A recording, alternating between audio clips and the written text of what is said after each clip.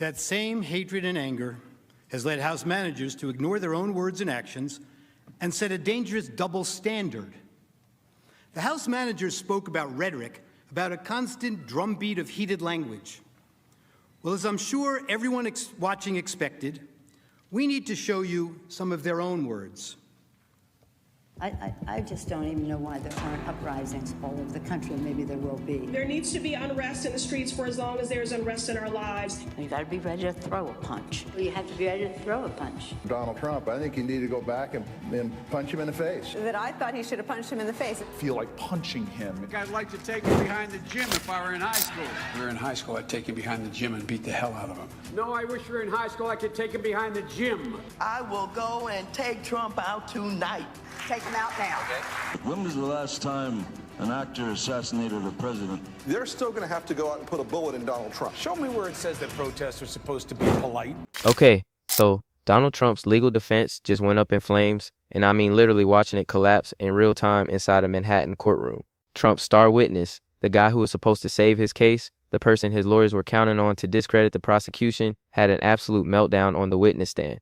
We're talking sighing loudly at the judge, rolling his eyes, giving side eye, acting like a petulant child who's being told no for the first time. And Judge Juan Merchan had enough. He stopped the trial. He cleared the entire courtroom of media and public observers, and he tore into this witness in a way that judges almost never do. This was supposed to be Trump's moment. His lawyers brought Robert Costello to the stand because they thought he could undermine Michael Cohen's testimony. Costello is a lawyer who previously represented Cohen. He was supposed to testify about Cohen's credibility issues, make the jury question whether Cohen could be trusted. It was a critical part of Trump's defense strategy, and instead, Costello destroyed his own credibility with his behavior, made himself look completely unreliable, and gave Judge Merchan a reason to publicly humiliate him and question everything about his testimony. But before we go any further, real quick, let's be honest, you can't really trust headlines anymore. That's why we built Pump Politics to bring you real stories, real context, and no corporate spin. If you want to stay ahead of the headlines, join our free newsletter. We'll send the news straight to your inbox every day. Just click the link in the description to join. And if you just want to support what we're doing, join us, be part of the community that actually cares about the truth. All right, let's get back to the video. And peaceful. And you push back on them, and you tell them they're not welcome anymore, anywhere. I have thought an awful lot about blowing up the White House. Please, get up in the face of some Congress people. People will do what they do. I want to tell you, Gorsuch, I want to tell you, Kavanaugh, you have released the whirlwind, and you will pay the price. We're gonna go in there, we're gonna impeach the This is just a warning to you Trumpers. Be careful. Walk lightly. And for those of you who are soldiers, make them pay. If you had to be stuck in an elevator with either President Trump, Mike Pence, or Jeff Sessions, who would it be? Does one of us have to come out alive?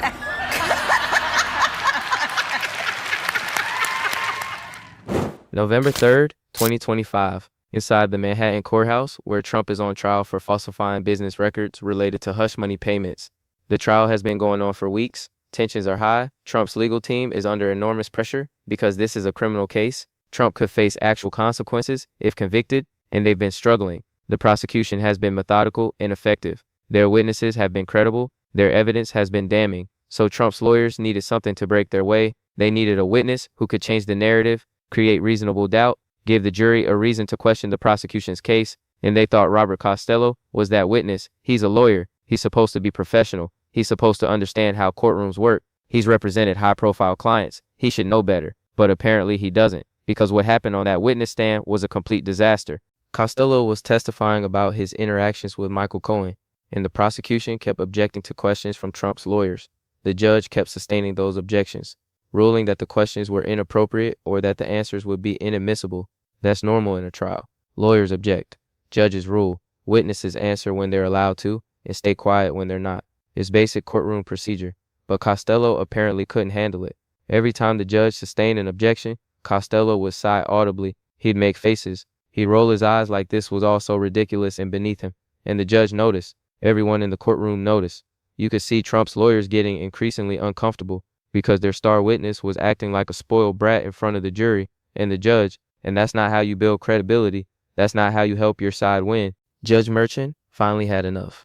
He looked directly at Costello and said something that almost never happens in a courtroom. You don't give me side eye and you don't roll your eyes. Just think about that for a second. A judge had to tell a witness, an attorney who should know better, not to make faces at him. That's the kind of thing you say to a child, not to a professional witness in a criminal trial. But Costello had been so blatantly disrespectful that the judge felt he had no choice but to address it directly. And then Merchant did something even more dramatic. He ordered the courtroom cleared, everyone out, media, public observers, everyone except the essential court personnel and the parties to the case. He wanted to admonish Costello without that conversation being broadcast to the world, or at least without it being witnessed by dozens of people who would immediately report on it. For several minutes, journalists and members of the public stood outside the courtroom, waiting to be let back in, and when they were finally allowed to return, the atmosphere had completely changed. Costello looked shaken, Trump's lawyers looked devastated, and the judge made it clear that Costello's behavior had consequences. Legal experts who were following the trial said immediately that Costello had lost all credibility, that his testimony was now worthless, that the jury would see him as biased and unprofessional, that Trump's defense had just suffered a catastrophic setback. And they're right, because jurors aren't stupid. They watch witnesses, they evaluate credibility, and when they see a witness acting disrespectfully toward the judge, sighing and rolling his eyes like a teenager, they conclude that person isn't trustworthy, that he's trying too hard, that he's emotionally invested in an outcome rather than just telling the truth. Trump was reportedly furious. Behind the scenes, according to sources close to the defense team, Trump was losing it. He couldn't believe that his star witness had melted down so spectacularly. His lawyers were trying to salvage the situation, trying to figure out if there was any way to repair the damage. But the reality is, there probably isn't. Once a witness destroys his own credibility like this, you can't fix it. You can't go back and make the jury forget what they saw. You can't undo the judge clearing the courtroom and publicly rebuking your witness. That moment is now part of the record. It's part of the story of this trial, and it's going to be remembered as the moment Trump's defense fell apart, the moment when the witness who was supposed to save them instead destroyed them. This is what happens when you're so deep in Trump's orbit that you lose perspective. Costello probably thought he was helping. He probably thought his frustration with the judge's rulings was justified. But what he actually did was hand the prosecution a gift. He made their job easier by undermining his own testimony, by making himself look biased and unprofessional. And now Trump's legal team has to figure out how to win a case without their star witness. How to create reasonable doubt when the person they were counting on just destroyed his own credibility in front of the jury. Okay, let's dig into what actually happened and why this matters so much.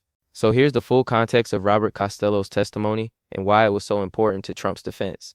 Michael Cohen has been the prosecution's star witness in this case. Cohen is Trump's former lawyer and fixer, the guy who arranged the hush money payment to Stormy Daniels, the guy who testified that Trump directed him to make that payment and then falsify business records to hide it. Cohen's testimony is devastating for Trump because he's an insider. He knows what happened. He has receipts. He has recordings. And he's been very credible on the stand. Trump's lawyers knew they had to attack Cohen's credibility. They had to give the jury reasons to doubt him. And one of their strategies was to bring in Robert Costello. Costello briefly represented Cohen back in 2018. During that time, Cohen was deciding whether to cooperate with prosecutors or stay loyal to Trump. And Costello has claimed that Cohen told him things back then that contradict what Cohen is saying now on the witness stand.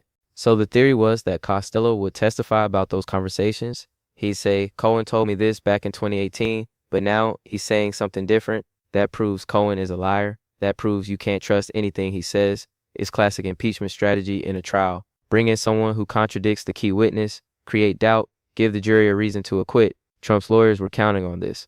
They thought Costello would be effective because he's a lawyer. He understands how to testify. He has experience in courtrooms. He should be a strong witness. But they apparently didn't account for Costello's temperament or his inability to handle things not going his way, because from the moment he took the stand, problems started emerging. The prosecution objected to questions, and the judge sustained many of those objections, which is normal. Trials involve lots of objections, lots of rulings on what's admissible and what's not. Witnesses and lawyers have to adapt in real time, but Costello couldn't handle it. Every time Judge Merchant sustained an objection, Costello would react visibly. He'd sigh, he'd make faces, he'd look at the jury with this expression like, can you believe this? At first, it was subtle enough that maybe people weren't sure what they were seeing, but it kept happening, and it got more obvious. Costello was clearly frustrated that he couldn't say what he wanted to say, that the judge was limiting his testimony, and instead of maintaining professional composure, he acted out. He gave side eye to the judge, he rolled his eyes, he made it abundantly clear that he thought the judge's rulings were wrong or unfair,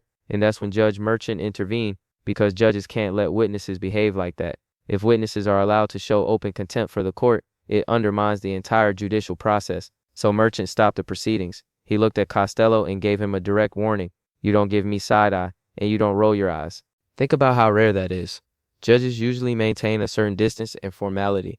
They don't typically have to tell witnesses to stop making faces at them, but Costello's behavior was so egregious that Merchant felt he had to address it directly and publicly, and when Costello's behavior apparently continued or didn't improve sufficiently, Merchant made the decision to clear the courtroom. He ordered all media and public observers out. For several minutes, the trial happened behind closed doors, and legal experts say that during that time, Merchant likely gave Costello a much more severe admonishment, possibly threatened him with contempt of court, made it crystal clear that further disrespect would not be tolerated. When journalists and observers were allowed back in, the atmosphere was completely different. You could tell something significant had happened. Costello looked subdued, the lawyers looked tense, and everyone understood that Trump's defense had just taken a major hit. The credibility damage is enormous.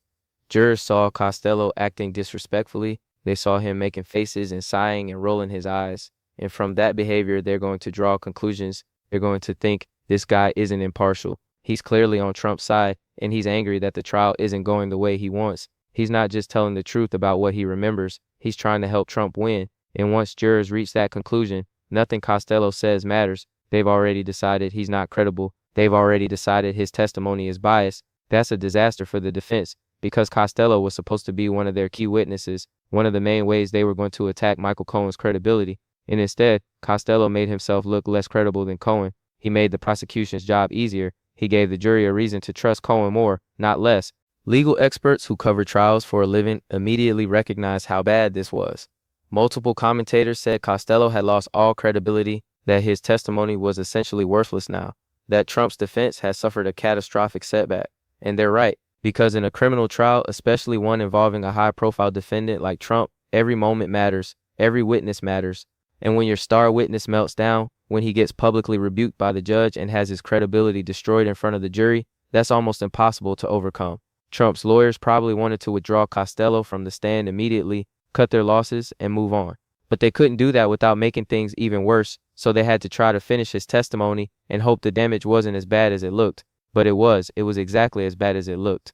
Behind the scenes, according to sources, Trump was furious. He's apparently been very hands-on with his legal strategy in this case, weighing in on decisions, giving his opinion on which witnesses to call, and he was counting on Costello. He probably personally approved the decision to put him on the stand. So when Costello melted down, Trump felt betrayed. He blamed his lawyers for not preparing Costello better. He blamed Costello for losing his composure. He blamed the judge for being unfair. Everyone except himself, naturally. But the reality is that this is a self-inflicted wound. Trump's legal team made the decision to call Costello, despite whatever warning signs might have existed about his temperament. And now they're paying the price, because that meltdown is going to be part of the story of this trial. News coverage emphasized how extraordinary it was for the judge to clear the courtroom, how rare it is for a witness to be so openly disrespectful, how damaging this moment was for Trump's defense. And all of that shapes public perception of the trial and potentially influences how the jury sees things.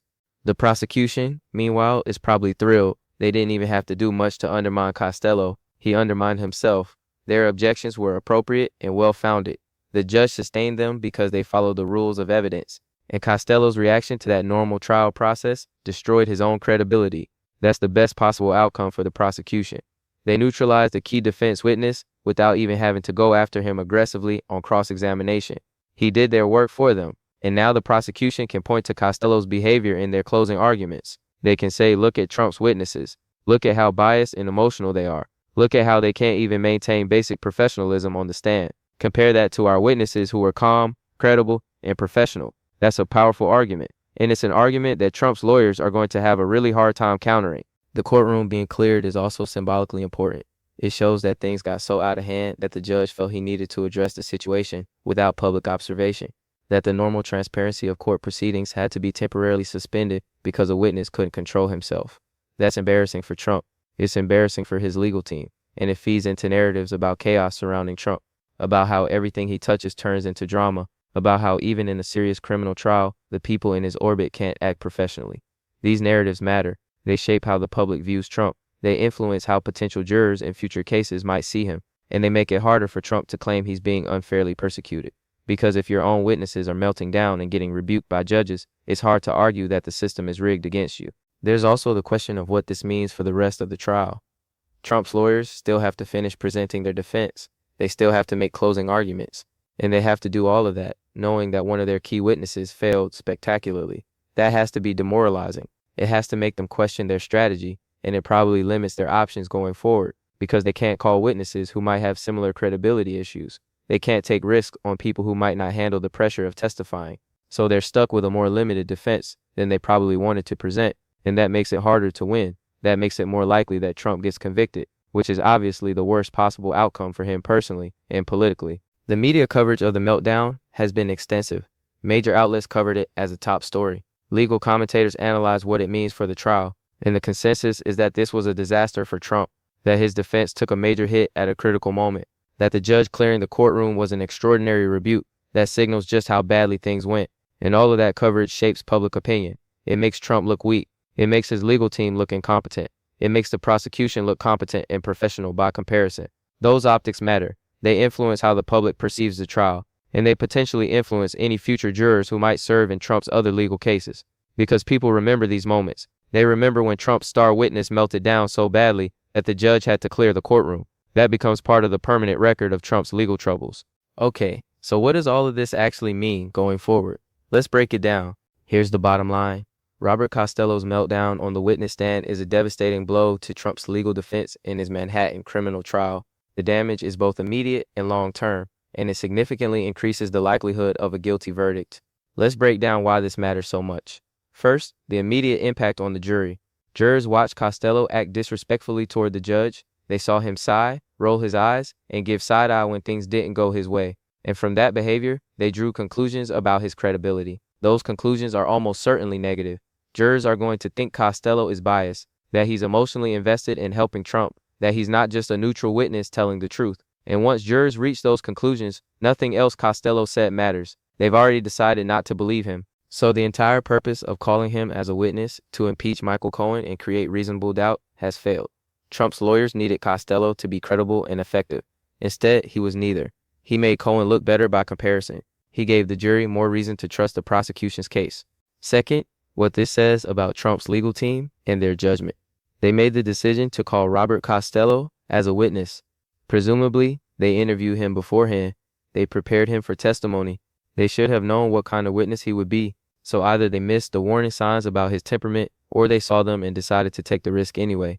Either way, that's a failure of judgment. Good lawyers know that credibility is everything with witnesses. That a witness who can't maintain composure under pressure is worse than no witness at all. Trump's lawyers either didn't know that or ignored it, and now they're paying the price. This reflects badly on their competence. It raises questions about their trial strategy, and it makes people wonder what other mistakes they might be making. For Trump, who's facing multiple criminal cases, having a legal team that makes these kinds of errors is a huge problem. He needs excellent lawyers. He needs people who can navigate complex trials without self-destructing. And this incident raises doubts about whether he has that. Third, the broader credibility problem this creates for Trump's defense across all his legal cases. Trump is facing multiple criminal and civil cases. In each one, his defense relies on witnesses and evidence that support his version of events. But when one of his star witnesses melts down this publicly, that creates a credibility problem that extends beyond just this one trial. People remember these moments, other judges remember them, other juries hear about them, and it creates a presumption that Trump's witnesses might not be credible, that the people willing to testify for him might be biased or unprofessional. That makes it harder to win future cases, because judges and juries go in with skepticism about Trump's witnesses. They're looking for signs of bias or lack of credibility, and moments like Costello's meltdown confirm those suspicions. This is the long-term damage that's hard to quantify, but very real. Fourth, the political implications. Trump is trying to maintain his political viability while fighting multiple legal battles. He's trying to convince voters that these prosecutions are unfair, that he's being persecuted for political reasons, that the legal system is weaponized against him. But when his own witnesses melt down in court, when judges have to clear courtrooms because Trump's witnesses can't behave professionally, that narrative becomes harder to sell, because it looks like the problem is Trump and the people around him, not the system. It looks like his legal troubles are self-inflicted rather than political persecution, and that hurts him with moderate voters who might otherwise be sympathetic. His hardcore supporters will still believe the persecution narrative. But swing voters, people who aren't already committed to Trump, are going to see these courtroom disasters and think maybe the problem really is him. The timing is also significant. This trial is happening as Trump is trying to maintain his political influence and potentially prepare for another run. Every day in court is a day he's not campaigning. Every negative development in the trial is a news story that damages his political standing. And a meltdown by his star witness is one of the most negative developments possible. It dominates news cycles. It gives his opponents ammunition. It reinforces every negative narrative about Trump and chaos and incompetence.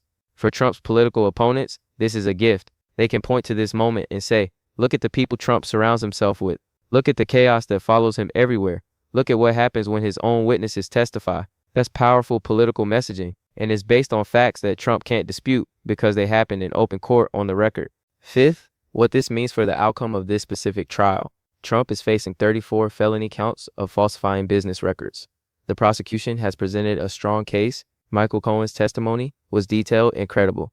They have documentary evidence. They have other witnesses who corroborate key parts of the story. Trump's defense needed to create reasonable doubt. They needed to give the jury reasons to question the prosecution's narrative, and one of their main strategies was using Costello to undermine Cohen. But that strategy failed spectacularly. Costello made himself look biased and unprofessional. He actually made Cohen look more credible by comparison. So now Trump's lawyers have to figure out how to create reasonable doubt without their star impeachment witness. That's really hard. They might still call other witnesses. They might present other evidence, but they've lost their best weapon, and that makes conviction significantly more likely.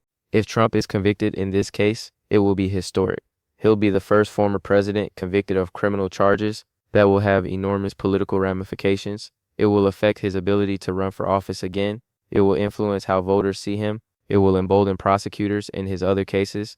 And it will all trace back, at least in part, to moments like Costello's meltdown, to decisions by Trump's legal team that backfired catastrophically, to witnesses who couldn't maintain composure under pressure. These are the kinds of mistakes that lose trials, and Trump can't afford to lose this trial, not politically, not personally, not practically, but based on how things are going, conviction is looking more and more likely. Sixth, the impact on Trump personally and psychologically. Trump hates losing. He hates looking weak. He hates moments where he's not in control. And watching his star witness melt down, watching the judge humiliate that witness, watching his legal defense crumble in real time, that has to be psychologically devastating for Trump. He's reportedly been furious behind the scenes, blaming everyone involved, but he can't change what happened. He can't undo the damage. He can only watch as his legal situation gets worse. And that sense of powerlessness, of watching things fall apart and being unable to stop it, is something Trump is not equipped to handle well. He's going to lash out. He's going to attack the judge, the prosecutors, the system. But those attacks are just going to make him look more desperate, more out of control, more like someone who knows he's losing. The bottom line is that Robert Costello's meltdown is one of those moments that will be remembered as a turning point in Trump's legal troubles. It's when his defense in the Manhattan criminal trial fell apart, when his star witness destroyed his own credibility and took Trump's case down with him, when the judge had to clear the courtroom because things got so out of hand. That's not a small thing. That's not something that can be easily overcome or forgotten. It's a disaster that will have consequences for the rest of this trial and potentially for Trump's other legal cases as well. And it's entirely self-inflicted. Trump's team chose to call Costello. They made the judgment that he would be an effective witness, and they were catastrophically wrong. Now they have to live with the consequences, and those consequences are likely to include a guilty verdict that changes Trump's life and political future forever. That's where we are. That's what Costello's meltdown means. And it's only going to get worse for Trump from here.